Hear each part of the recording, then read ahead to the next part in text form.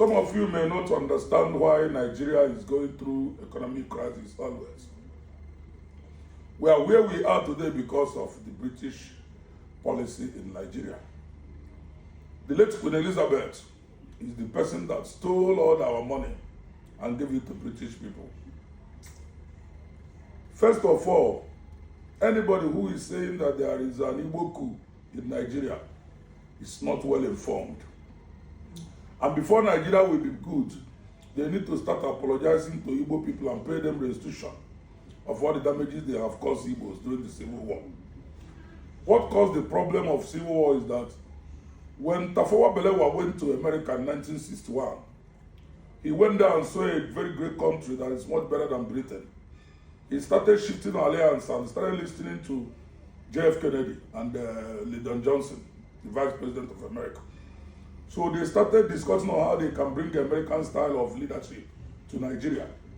And by so doing, Tafawa Balewa signed that they have to first change the car steering side to left, from right hand side to left hand side. So when the man returned to Nigeria, those things did not go down well with the British people. They know that if Nigeria started working in American style, they will lose markets in Nigeria. So they now get some trained, before you know it, as part of the agreement signed by Tafawa Balewa, over 400 and something army officials in Nigeria were sent to America for training. Instead of going to Britain, they are used to.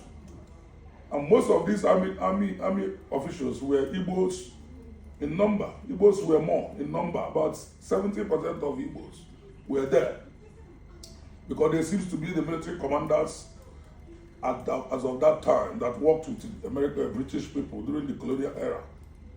So now, as this continued to happen, the British people saw that Nigeria is gradually aligning with the United States, copying the American style, copying their style of leadership, everything.